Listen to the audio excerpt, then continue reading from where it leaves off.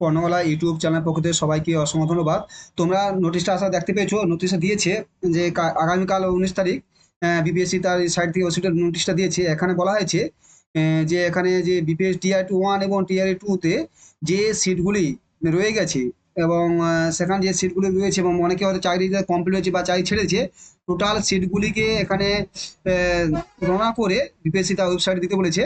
আর এছাড়াও এখানে যে কয়েকদিনের ডোমেসিয়াল হয়েছে, সেই ডোমেসিয়াল কারণে যে তোমরা জানো 8 তারিখ বিহারে খুব একটা ডোমেসিয়াল নিয়ে ওরা একটা খুব আন্দোলন করেছে ছাত্র সংঘ।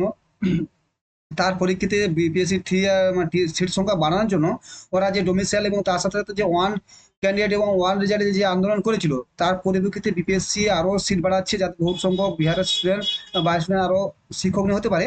সেই হিসাবে এখানে দিয়েছে, তোমরা দেখো কি দিয়েছে এখানে। তোমরা দেখতে পাচ্ছ, জুম করে দেই নোটিশটা কি দিয়েছে।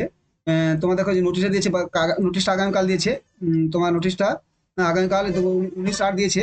এখানে বলছে নবম দশম ক্লাস 9 থেকে 10 এবং 11 12 এবং কি প্রাইমারি যত কিছু মানে দুটো সেকশনে যা সিট হয়েছিল, মানে যে পরীক্ষা ছিল তার সব সিট চেয়ে পাঠিয়েছে। মানে অনেকে যাদের সিট ফাঁক রয়েছে তাদের সব শিক্ষা ডিস্ট্রিক্টে পাঠিয়ে দেওয়া হয়েছে এবং সেখান থেকে সমস্ত সিট তোমার নিয়ে বিপিএসসি টিআর দিয়ে সেখানে ফর্ম ফিল আপ হবে। এবার এটা 2 দিনের মধ্যে 22 তারিখের মধ্যে জমা দিতে বলেছে। 20 তারিখ 3 দিন সময় দিয়েছে, 3 দিনের মধ্যে পুরো জমা দিতে হবে। তার সঙ্গে আরো বলেছে দেখো যে এখানে 90 যে 5-2 যে পরীক্ষা হয়েছিল, যে হওয়ার কথা ছিল, এবং সেখান থেকে 11 12 এবং টিআর 2 এর যে পরীক্ষা, টিআর 1 টিআর যে সবকিছু সেখানে সিট মেনলি তোমার এখন বলছে পুরো টিআর 3-তে তোমার ভ্যাকেন্সি বাড়তে চলেছে। কারণ টিআর 1 ও 2 থেকে যে সিটটা রয়েছে এরা তো ব্যাগ করে না, ওয়েটিং লিস্ট করে না, সেক্ষেত্রে কি অনেক সিট বেড়ে যায়, সেগুলো সে তোমার টিআর 3-তে অ্যাড করা হচ্ছে। এবং তারপর দেখো নোটিশ আটা দিয়েছে, নোটিশটাকে তোমার এটা দিয়েছে, এই যে দিয়েছে এখানে, তো দেখলে বুঝতে পারবে যে হিন্দিতে লেখা তো আমি জিনিসটা বুঝে দিচ্ছি কি হচ্ছে। 20 তারিখে দিয়েছে এবং সেগুলো তোমার আলটিমেটলি বলছে সব ক্ষেত্রে তোমাকে 22 তারিখের মধ্যে সব করতে হবে, ঠিক আছে। শিক্ষা তো পাঠাতে হবে। এবং বলছে এখানে ডোমিসাইল যে মানে 50% লোক ছিল, সেটা হবে তোমার যে দ্য ভ্যাকেন্সি শিডিউল কাস্ট এবং schedule tribe and other background class admitted বা 2023 বিহার রিজার্ভেশন সিস্টেম। এখানে রিজার্ভেশন হচ্ছে না যে 50%, এখানে সেই 50% থাকবে। 65 কথা ছিল সেটা হচ্ছে না।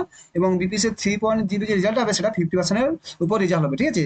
তাহলে একটা ভালো খবর, কারণ যেহেতু বাইরে স্টেটে যা থেকে যাচ্ছে তার অনেক ভালো এবং খুব একটা সুবিধা হচ্ছে তোমাদের ক্ষেত্রে। যে সিটের ভ্যাকেন্সি কম, এই যে লিস্টটা দিয়েছে সব চেয়ে বেরিয়েছে তো ডিস্ট্রিক্টকে যে কত পার্সেন্ট কি আছে সেগুলো সব জমা দেওয়ার জন্য। তাহলে এটাই ভালো খবর যে এখানে বিবেচি টিআরডি 1 2-তে যে সব সিটগুলো বেড়ে গেছে সেগুলো টিআর দিয়ে ট্রান্সফার করা হচ্ছে। এবং তার সাথে ডোমেসিয়াল যে ব্যাপারটা ছিল, সেখানে যে ওরা যে ডোমেসিয়াল তো হচ্ছে না এখন এই মুহূর্তে, এবং যে সংরক্ষণ ব্যাপারটা যেটা 60 আগে 50% ছিল, এখন 65% বিহারদের জন্য করে দেওয়ার কথা হয়েছিল, এখন সেটা হাইকোর্টে রদ করার জন্য এবং বিপিএসসিতে সেটা হাইকোর্টের উপর অপেক্ষা করছিল, কিন্তু এখন সেটা পার্মানেন্ট করে দিয়েছে যে 50%-ই উপর রেজাল্ট ঘোষণা করা হবে। ঠিক আছে, তাহলে ভালো পড়াশোনা পিপিসি 4টাও হবে। Thank you.